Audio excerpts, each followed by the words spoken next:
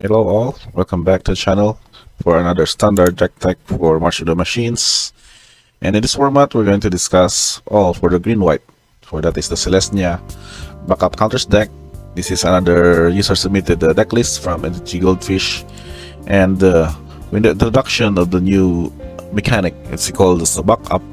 It is sort of a way that puts counters to creatures and also adapts their abilities up until the end of their turn, and how this would curve out well and probably just gain advantage of this strategy in this build.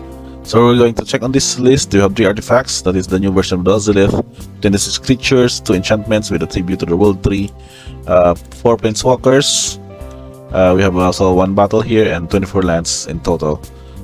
So what does this Ozolith, the Shattered Spire version goes with? It is a legendary artifact that if it's 1 or more +1 counters will be put on an artifact or a creature you control, that many +1/+1 counters are put on it instead. So additional bonus are added here for each of those artifacts or creatures that was placed with these +1/+1 counters.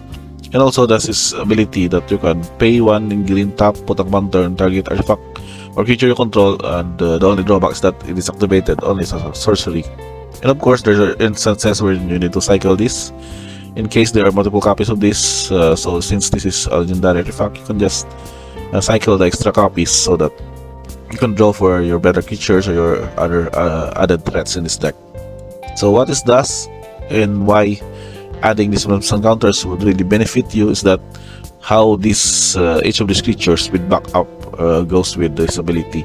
So we're going to start discussing this one by one. We're going to go with the Band Warden. This is during Warden, want to cast 0/1, backup 1, which creature dies, put it counters on that creature you control. So if ever you can place this counter on that creature, and if that target is another creature, it gains the following ability. So this ability that gives copies until end of turn, that when it dies, puts counters on target creature you control. So that would also depend how the deck would curve out. So basically having this one as a 1-drop is basically become just a 1 to cast 1 to a creature. But when there's instances where you need to back up another creature on your board, you can just play this one to gain advantage of those. So we only have 3 copies in this. Next up, this is a 2-drop Botanical Brawler. This is 4 copies. This is an Reanimator Warrior that has enters the battlefield with 2 +1 counters, and is also a Trampler. And with the Ozolith Shattered Spire in play, you can have this one as a 3/3. And whenever 1 or more counters are put on another permanent you control, that is another creature, probably artifact, if it's the first time those counters have been put on a permanent, put a counter on Botanical Brawler. So another instance when you can place counters on a creature, Brawler would also trigger for that first time instance that is triggered from your other creature. So what other benefit goes with it is that you can have this creature again. This is another 2-drop in the deck, that is the Creon Beast Caller. To cast 2/2 that whenever you cast a creature spell, put a counter on it.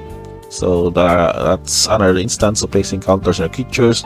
And when it dies, you can distribute these counters among any number of target creatures you control, where this X is the number of +1 counters on Creon Beast Caller. So multiple instances of this and probably multiple copies of this in the board would make it very efficient in having these counters triggered and added to Beast Caller, and also goes to benefit with that of the Botanical Brawler. So what other options we have here is Cameo Whispered Hopes. This is 2 copies in the deck. This is a 3-drop 1 on Spirit. If 1 or more +1 counters will put on a permanent you control, that many +1 counters are placed on it permanent instead. So, and then there's the option to add X mana of any color, that is any 1 color where X is the counter. So not only having this multiple trigger and instance added to those counters, but also having Cameo Whispered Hopes sort of a mana ramp in your deck. So only 2 copies of this in the deck.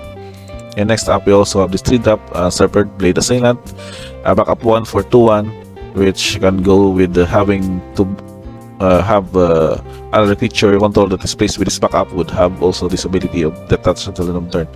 So that's also a situational setup, but in the same way this is just becoming a 3/2 Death Touch creature, but with also another instance of this in play, you can have this one as a more efficient as a 4/3 or even a 5/4 in certain situations. So with that, we also have a copy of Clay Champion. This is an Action 4 2-2 against the battlefield with 3 personal counters for each of the green mana spent to cast it. So that's also going with this, since this is also green-white deck. You can either pay for green or white. They can add this ability. Either way, they can just choose and how you would work this pasan counter distribution to be able to benefit your deck setup. And we also have 4 copies of this. This is a new card again, Scar Warrior from March of the Machine set.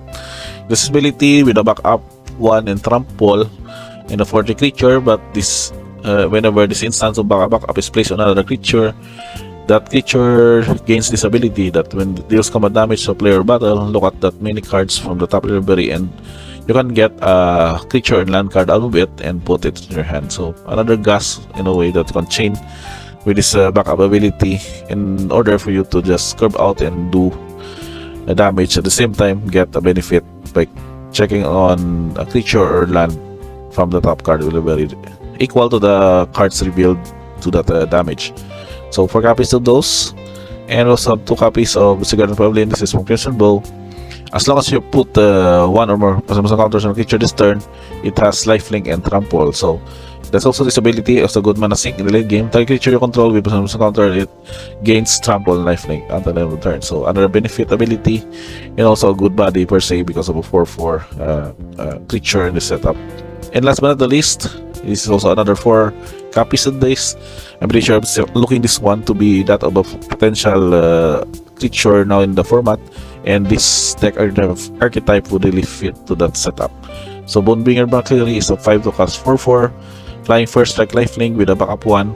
At the same time, you can, if you ever replace this one on another creature, it gains its ability of flying first strike and lifelink. So in a way, you can have this one as sort of a evasive lifelink first strike ability, and in certain situations you can have this one as sort of a game winner ability in the setup because of having this backup ability applied to a certain threat of your 2-drop or 3-drop that was cast earlier, for example. So in order support for that creatures, we also have 2 copies of Tribute Roll 3. If a creature enters the battlefield under control, draw a card if its power is 3 or greater. Otherwise, just put 2 some counters in it. So those counters effect would also benefit well with Ozolith in play, and more of the creatures that has multiple instance of triggers that can have those added bonus with this enchantments ability and those deck setting. Now for that, we have also just a single battle here, but I think this would also benefit more if you can have 2 or 3 copies of this. This is the Invasion of Moag, wherein you can put a counter on each creature you control when it enters the battlefield. At the same time, if ever you get to flip this battle, it becomes a 3/3 Gloomwielder Dryads that has this ability also of having to place a counter on target creature you control. And also a ward by itself, it can protect itself in this process. So also a good benefit for an added pasan counter source. And we have these Planeswalkers as an added support for having those the same strategy that we can need to achieve in this deck. So this one, -3 for a Giant Sleeper Agent, distribute 3 pasan counters among up to 3 target creatures and they gain vigilance. And also have this ability to get the creature Planeswalker to your hand and filter out your library top card or card draws in the setup. And also of course Wandering Emperor, a very good utility Planeswalker, having also a removal and also placing some counters, which still sticks with our main deck strategy of these counters added and more benefits with Ozolith and some other of these creatures in this deck. And last but not least, just quick distribution of the lands. Of course, we have some channel lands with Busiju, some Pain lands, another channel land Yugioh, basic lands of course, and some slow lands with Overgrown Farmland, and check lands with the Race of Words ticket. That's pretty much it for this deck. I'm pretty sure you've seen a similar build probably in your MTGO or MTG Arena grinds, daily ranks grind, or maybe even just playtesting some of your deck brews. And if you're interested to check this one, do check out on the description. We will have a link on this list so that you can also try this one in your playstyle, and other, maybe even for just a kitchen table gameplay for this. And last but not the least, its average mana cost is 3. It's so far it's going with just 2 drop and 3 drop in this deck, but your solid 5 drops and 4 drops will also be very beneficial in the mid game and the late game. And for distribution, just pick it up half. Green producers with 20, white is also 20, but your green is more of 34 and white for 26. And that's about it, guys. Thank you for checking in this deck tech Selesnya backup counters for your March of the Machine standard. If you like this video, just click on notifications bell, follow me, and for any future deck techs also will have with the coming of the March of the Machines aftermath cards. We can also do some discussion after those for this channel.